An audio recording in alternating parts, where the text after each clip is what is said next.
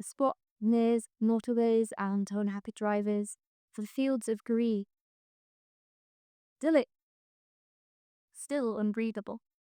I swap the long nature of a wooden floor which is hard to fall on, for a wet wooden floor, and the pitter-patter of a four-legged friend and family member, the dog.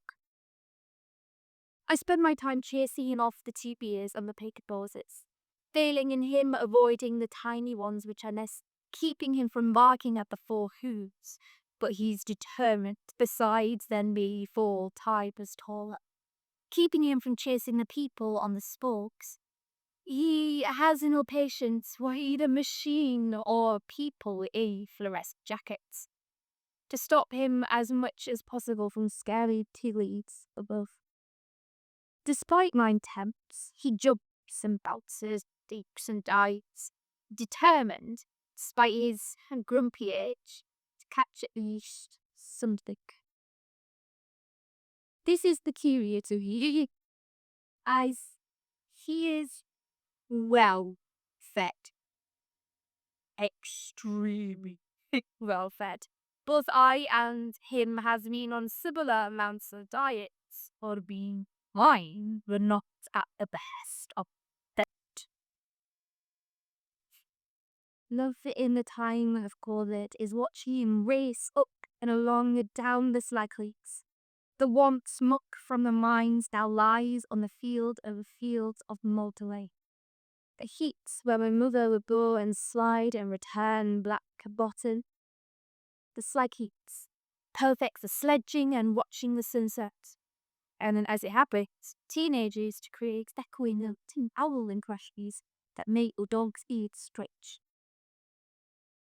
Love in the time of COVID is watching him as I walk Liz past him, and him turn back disappointedly towards me for not keeping pace.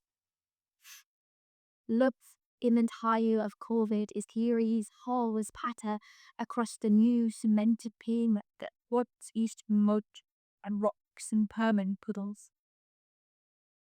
So we walked back, the sun was setting.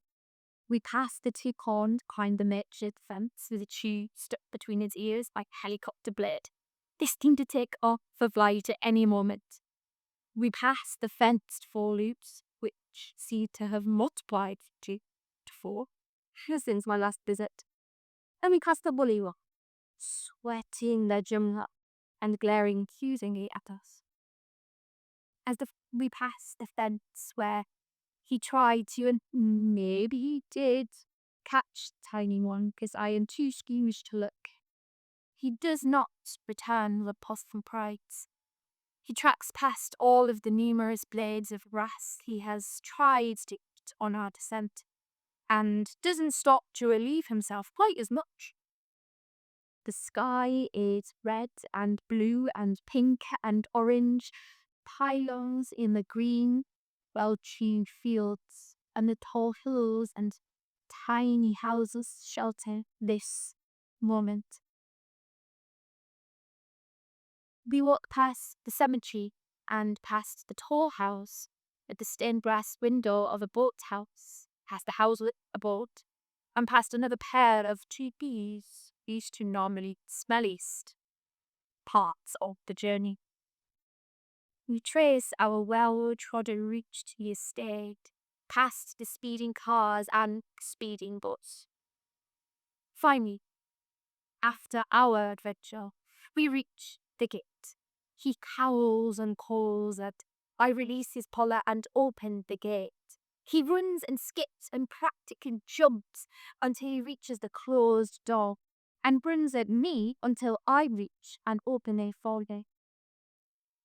Despite his intelligence and often his attitude, some things he still relies on me for.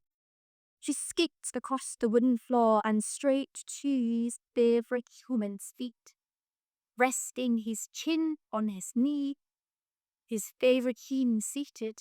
This is the perfect height. Love in the time of COVID was some stand